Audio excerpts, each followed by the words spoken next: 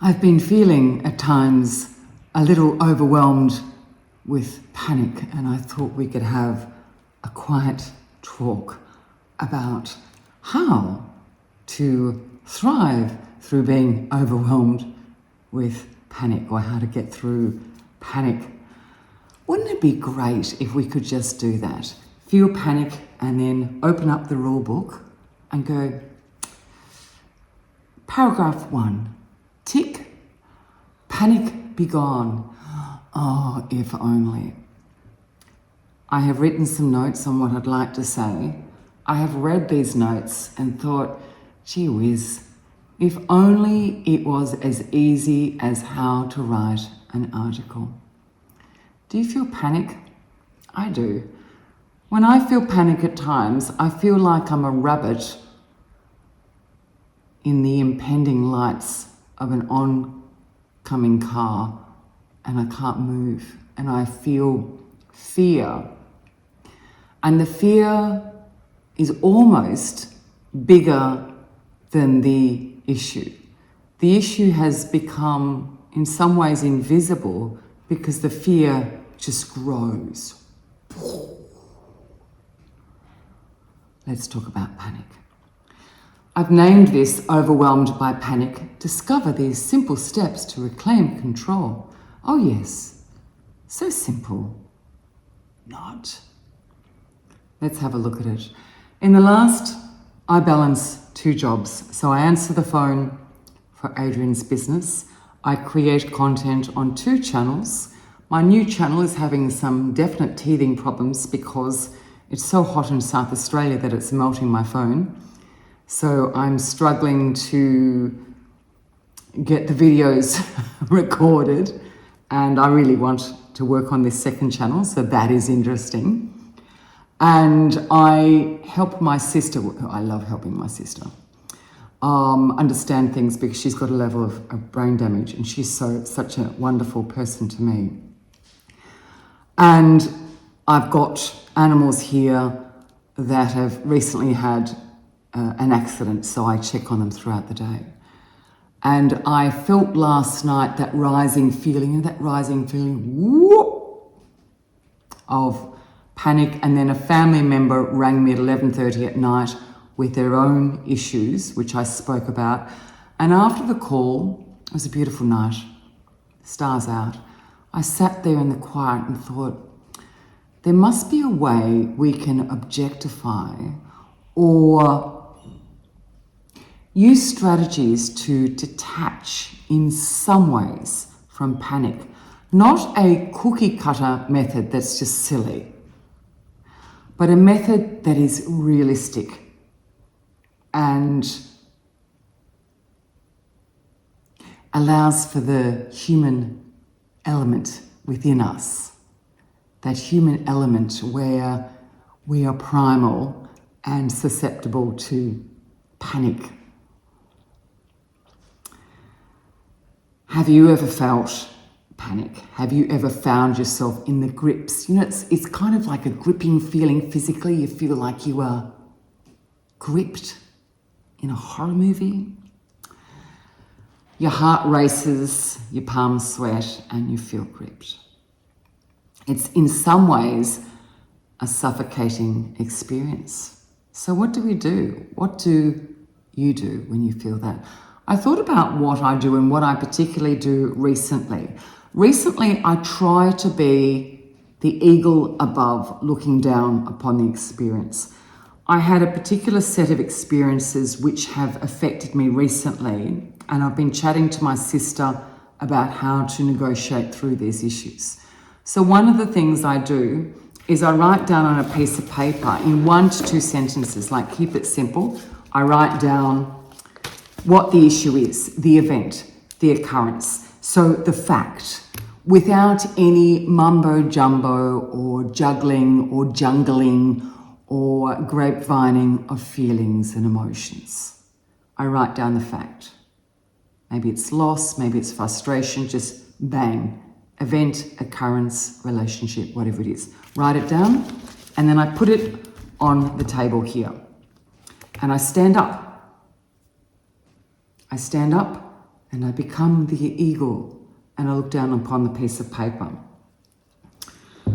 So I take a step back and I attempt to respond rather than react. Now, I've only reached this point at this time in my life because I have reacted in times gone by. So I don't have this together. This is where I am at today, in this moment. We each walk our own unique journey, and it's really important that we do not judge ourselves or compare ourselves to others. We have validity within our own experience. So in the heat of the moment, take a step back, write it down, put it on the table. No emotions, no thoughts, no feelings.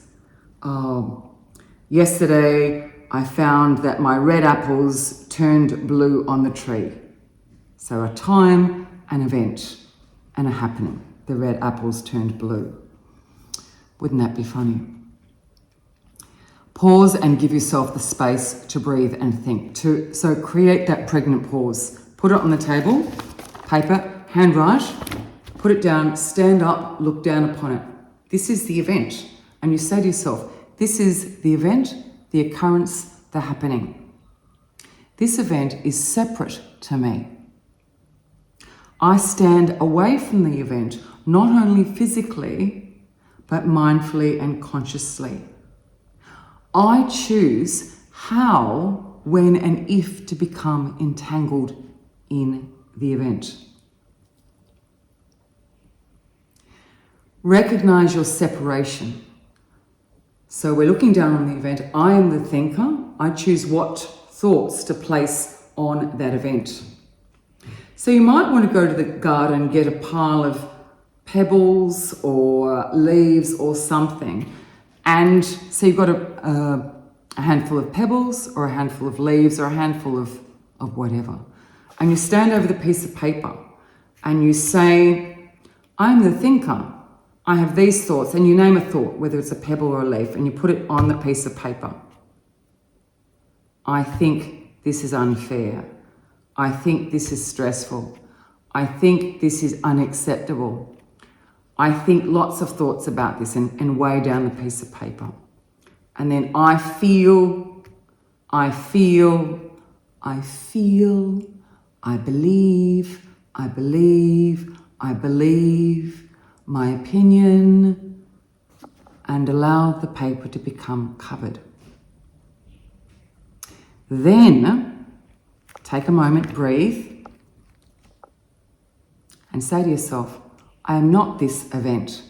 I am not this occurrence. I am not this happening. I am not the feelings I associate with this. I am not the thoughts, the emotions, the beliefs I associate with this event. Then take a moment, have intention, sweep off the pebbles or the leaves. Yes, I know you've created some mess for yourself. That's kind of the point. Sweep it off. See the separation. There is the event and then there is the response.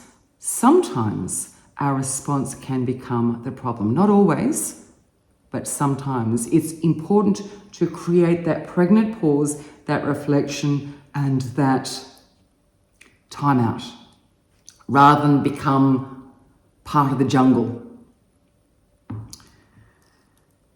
I think I told you what happened to the horses, that they actually got tangled up in a fence.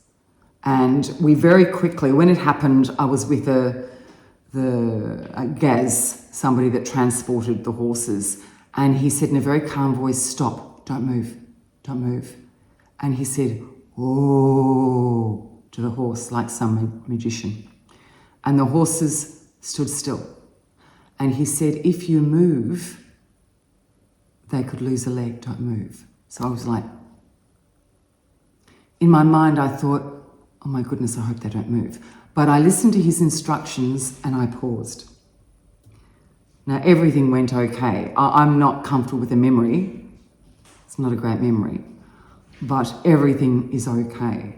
But it really made me think about our mind is the type of mind that ruminates and rushes to the fence. and then everyone's hurt. Rather, we could be like Gaz, who said, don't move, whoa, whoa, horsey, don't move. And wipe off the leaves and wipe off the pebbles on the paper, the event of your life. This obviously is a practice.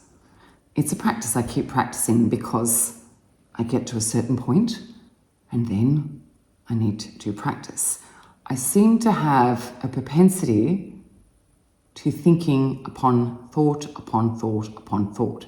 So I find myself fairly regularly teasing at my thoughts and dividing them and saying, oh, Lauren, stop jumbling your thoughts.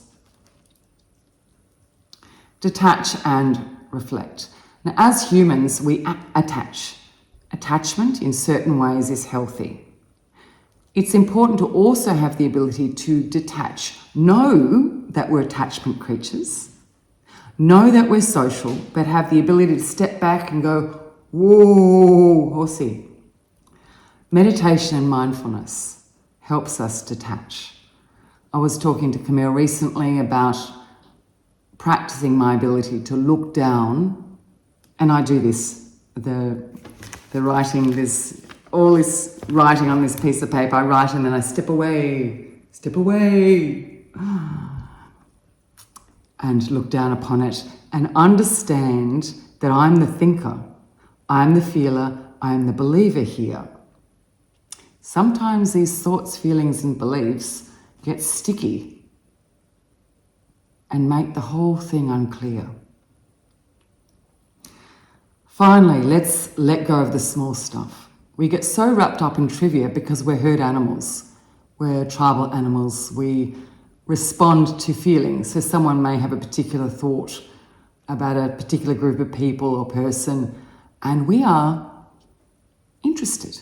Oh, what do you think? Let's wait. Is this truly relevant to me? Is this important to me? If I think about this thing, this event, this talk, who will I benefit? Will I benefit? Will someone else benefit by this thought?